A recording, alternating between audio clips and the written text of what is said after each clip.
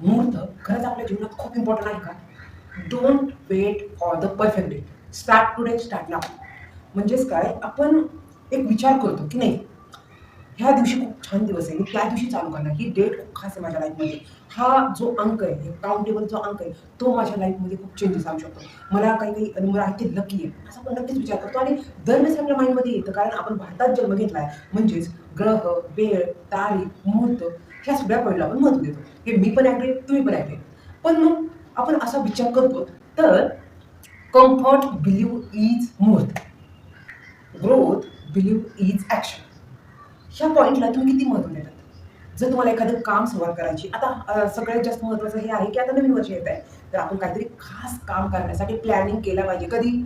एक फर्स्ट 2026चा जो पहिला दिवस येणार आहे, त्या दिवशी मी स्वतःला खूप छान परफेक्ट बनवण्यासाठी तो दिवस मी डिसिजन घेतलाय. त्या दिवसाचं मी डिसिजन घेतला आहे, असं आपण मनातल्या मनात ठरवतोय ना. नक्की मी पण असंच अगोदर ठरवायचे, पण नंतर मी विचार केला, की ही जी मुहूर्त आहे, ही जी वेळ आहे, ती खरंच आपलं फ्युचर ब्राईट करू शकते का? तर माझ्या असं लक्षात यायला लागलं, जर ज्यांनी मुहूर्त, वेळ, तारीख ह्या गोष्टीचा जर विचार केला असता, तर त्यांनी नुसती घडवली असती का? तर नसतीच.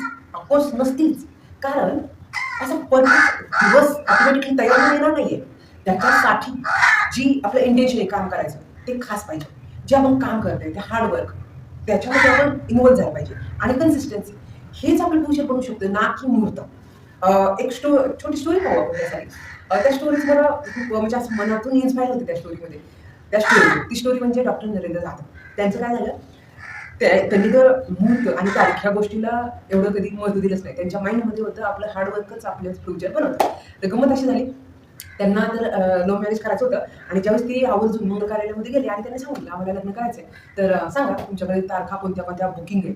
तर त्यांनी सांगितलं ही तारीख आहे. आणि मग त्यांनी सांगितलं, मग ह्याच्यात एक तारीख आहे, एक पण अशी तारीख डेट नाहीये का, की त्या दिवशी लग्नच नाही. तर त्या जे मंगल कार्यालयवाले होते, त्यांनी सांगितलं एक अशी तारीख आहे की त्या दिवशी तो दिवस शुभ मानला जात नाही. तर डॉक्टर नरेंद्र जाधव म्हटले, हो का? ठीक आहे, मग ती तारीख कोणती? तर त्यांनी सांगितली. तर ते म्हणे, ठीक आहे, त्या दिवशी मुहूर्त योग्य नाहीये ना, तर ठीक आहे, त्या दिवशी आमचं लग्न करायचं. तर अक्षरशः त्या दिवशी शुभ तारीख नसताना लग्न करायचं म्हटल्यावर ते जे कार्यालयवाले होते ते सुद्धा घाबरले होते. म्हटलं, असं करू नका, तुमची लाईफ पण नंतर तुम्हाला प्रॉब्लेम येऊ शकतात, असं करू नका. ते म्हटले, नाही. डॉक्टर नरेंद्र जाधव म्हटले, माझा डिसिजन आहे की ज्या दिवशी मंगळ कार्यालय खाली आहे, त्या दिवशी आमचं लग्न होणार आहे. तर ठीक आहे. तर त्याच्यानंतर त्यांच्या घरातले पण खूप घाबरले होते. "अरे नको असं करू." सत्य स्वतः पाहुणचारांनी सांगितले, की हे योग्य नाहीये. तर डॉक्टर नरेंद्र जाधव म्हटले, की माझा विश्वास आहे. माझा विश्वास आहे, की आमचं खूप चांगलं होणार आहे. तर त्यांनी डेफिनेटली त्याच दिवशी, ज्या दिवशी शुभ तारीख आहे, त्या दिवशी त्यांनी स्वतःवर विश्वास ठेवून आणि त्यांच्या ज्या हे मंगेतर किंवा त्यांच्या ज्या जोडीदारांनी त्यांनी पण त्यांच्यावर विश्वास ठेवून लग्न पार पाडलं. तर गंमत अशी आहे, आपण घाबरतो कधी? ज्यावेळेस आपण कम्फर्ट झोनमध्ये असतो. आपला त्या कामाबद्दल विश्वास कमी, आपला मुहूर्तावर विश्वास जास्त असतो. त्यावेळेस आपल्याला मुहूर्त खूप इम्पॉर्टंट आहे. पण जर आपण आपल्या स्वतःच्या विश्वासावर ठाम आहे, आपण आपलं काम जे करतो ते खूप छान इंटेन्शनने करतोय, तर मुहूर्ताची गरज नाही. सगळ्यात महत्त्वाचं काय आहे माहिती आहे? Good time do not come, good time is created. हा चांगला मुहूर्त, चांगली वेळ, चांगली तारीख ह्याच्यावर आपण खूप विश्वास ठेवतो ना, तर ती तयार करावी लागते. त्या पॉईंटकडे पण आवर्जून लक्ष द्या. आणि तुम्ही सुद्धा थांबला असता ना, की आता थोड्या दिवसात मी खूप छान स्टार्ट करणार आहे. तर ते स्टार्ट करण्यासाठी अजून किती 15 दिवस वेट करण्यापेक्षा आज त्या गोष्टीचा डिसिजन घ्या आणि 5 मिनिटासाठी स्टार्ट करा. म्हणजे तुम्ही 1 तारखेपर्यंत, मला माहिती आहे तुम्ही 1 तारखेपर्यंत थोडं तरी इम्प्रूव्ह करू शकताय. तर वेळ कशाची पाहताय, वाट कुणाची पाहताय? व्हिडिओचा एंड झाल्याच्या नंतर एक डिसिजन घ्यायचा आहे, त्याच्यावर काम करायचं करा.